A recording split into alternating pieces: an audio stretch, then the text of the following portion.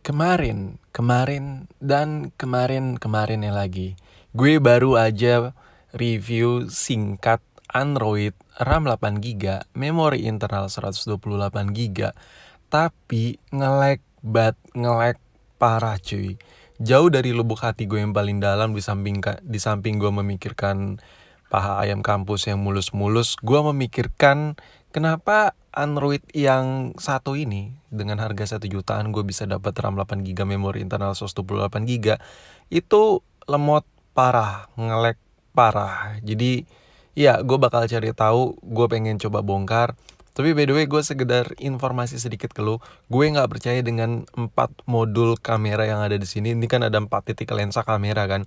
Gue yakin ini cuman satu tok aja cuy, seriusan deh. Ini cuman satu, tapi sebelum kita mulai video ini, banyak banget yang request kayak gini, makanya gue buat video ginian cuy.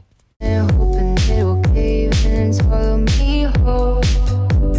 Wonder why my mind keeps on spinning. This isn't how living to me was told.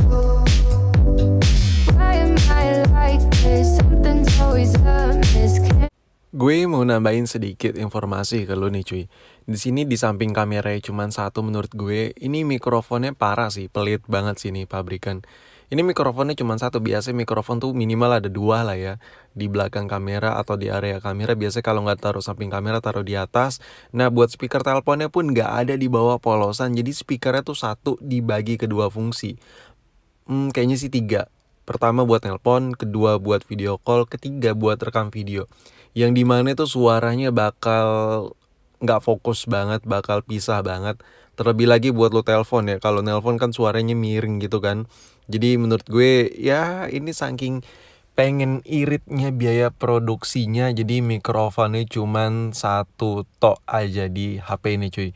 Dan menurut gue yang ngebuat handphone ini, menurut gue sih dia sumpah tajir sih kayaknya sih, gara-gara jual beberapa unit aja menurut gue dia udah untung banyak banget. Terus buat tempat SIM cardnya ini lu bisa lihat, ini tempat SIM cardnya di sebelah kanan, sedangkan sebelah kiri tuh yang gue bilang mikrofon itu, ini benar-benar mikrofon ya, nggak bisa ditusuk-tusuk. Di atasnya itu tombol power, bukan tempat SIM card lagi. Jadi mikrofonnya menurut gue ini fix cuman satu, karena dari tadi gue keliling-keliling cuman satu lubang. Dan di sini gue pakai blower, gue coba panas-panasin dulu sekitar area keliling-keliling di bodinya, tapi fokus ke bagian kacanya karena untuk bagian selebihnya gue nggak yakin bezel itu bahannya metal atau enggak. Cuman kalau dari gue ketok-ketok gitu kayaknya sih bahannya plastik sih, cuman dilapisin cat gitu aja. Dan gue pengen sedikit cerita nih ke lu cuy. Mungkin kalau lu udah nonton video ini sampai habis, lu bakal ngerti nih. Handphone beginian itu banyak banget jual di online shop, dikirim langsung dari Cina. RAM 8GB, bahkan ada yang RAM 12, ada yang RAM 6GB kan, banyak lah varian, minimal 6GB tuh kan biasanya. Terus mereka naruh harga 1 jutaan. Terus lu mikir, wih anjir, RAM gede, free ongkir lagi, free ongkos kirim. Enggak men, enggak. Itu yang ada tuh lu rugi. Lu lebih untung beli Xiaomi yang harganya setara, yang RAM-nya cuma 2GB, yang RAM-nya cuma 3GB, Xiaomi tok. Dan daripada lu beli ongkos-ongkosan dengan spek-spekan begini, yang ada lu rugi. Coba deh lu tonton sampai habis, nanti lu jadi paham deh apa maksud gue. Terus ini cara ngebongkar, biasanya ini teknik gue sendiri ya. Gue kalau ngebongkar handphone yang belakangnya kaca, memang panas ini tuh emang agak sedikit lama. Dan untuk mencongkel tuh biasanya gue pakai bahan kaleng, kalau nggak plastik. Cuman untuk bahan plastik dia benar-benar nggak bisa langsung nyongkel gitu, dia buat selipan keduanya aja. Nah satu lagi nih, kalau ada cekungan seperti ini, nah si seminya itu dia jangan sampai masuk ke bagian dalam. Jadi di area-area yang flat aja nih, yang kayak lagi gue tunjuk, sebatas area flat aja. Kalau buat sudut-sudutnya tuh jangan, karena dia edge model gitu kan. Nah itu resiko pecah cuy kalau lu lanjutin, lu kelilingin gitu kan pencongkelan, itu resiko pecah banget. Ini udah gue lanjutin lagi ke bagian atasnya lagi.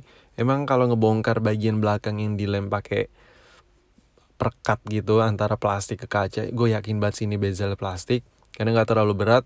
Itu memang lo harus agak sedikit sabar sedikit, karena bagian plastik itu dia nggak nganterin panas. Jadi seketika waktu lu panasin kacanya, itu nggak langsung bereaksi ke bagian perekat ya, karena bagian plastik itu kan minim banget nganterin panas kan. Kalau bagian bezel itu terbuat dari metal, itu cepet banget. Lu bisa panasin kacanya kah, lu bisa sambil ke area-area bezel-bezelnya gitu kan, sedikit-sedikit. Itu lebih cepat kebuka. Jadi kalau emang permukaan di balik kacanya itu plastik, memang agak sedikit lebih lama.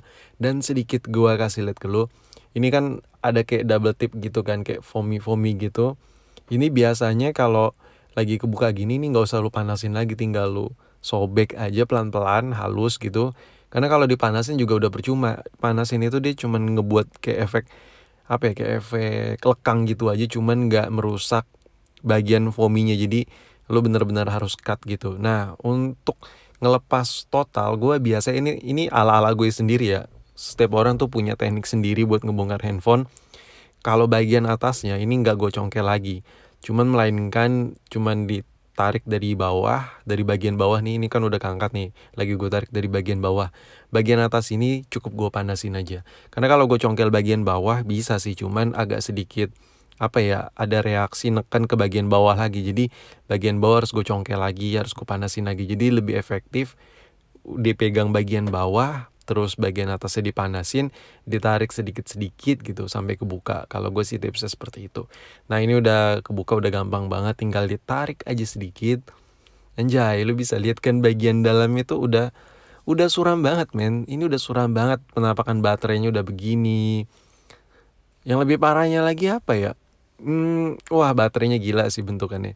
Terus gue pengen cerita sedikit. Ini blower gue ini udah lama banget cuy nggak dipakai. Mungkin sekitar 3 atau 4 bulan lebih lah. Tapi efektif gue pakai itu sekitar 1 tahun yang lalu, waktu gue masih hobi-hobi ngebongkar handphone.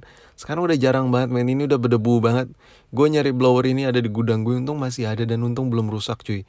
Karena ini lumayan mahal juga sih ini blower. Kalau rusak, wah gue nggak bisa buat konten bongkar-bongkaran handphone cuy. Ini berjasa banget blower ini buat bantuin gue bongkar-bongkar handphone. Dan sekarang kita balik lagi ke handphonenya. Ini handphone, lu bisa lihat baterainya itu disolder cuy. Baterai disolder, dan kriteria pabrikan yang pengen ngirit saat produksi handphone, salah satunya ya di samping material yang lu rasain murahan di luar, di dalam salah satunya adalah dengan menghilangkan konektor baterainya. Karena untuk konektor baterai dia terdiri dari 2 bagian. Pertama, dia bagian konektor di baterainya. Kedua, bagian unplug konektor di bagian PCB-nya. Jadinya itu menambah cost production-nya. Jadi biar lebih irit, dia cuma pakai kabel aja.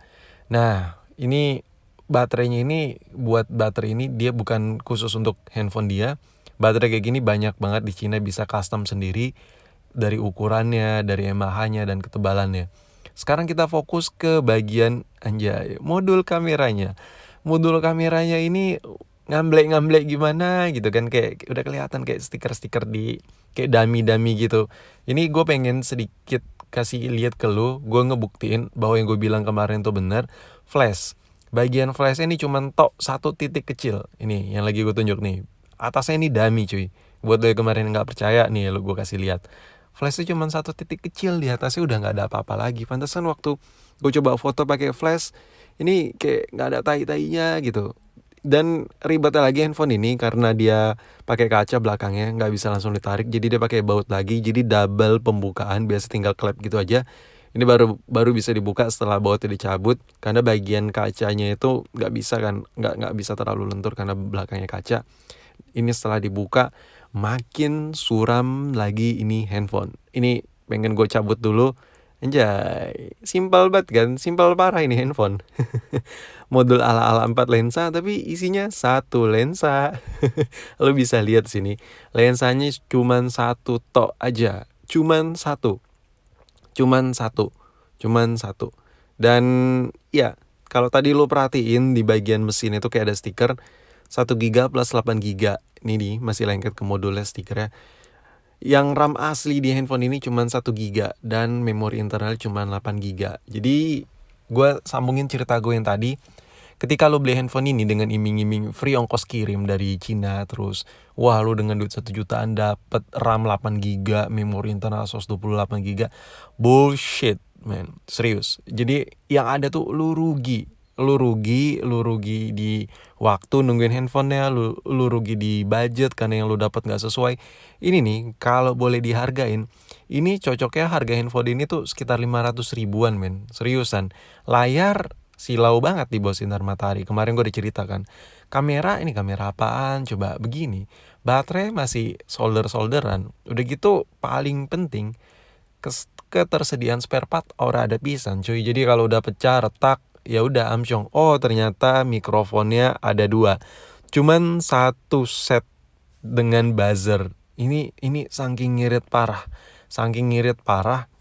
Dia lubang mikrofonnya anjir lah disatuin sama buzzer sama speaker. Jadi menurut gue yang ada kalau lu beli ini lu rugi total men. Lu nggak dapetin experience ngebut di handphone lu, terus yang ada ya lu kesel sendirilah menurut gue.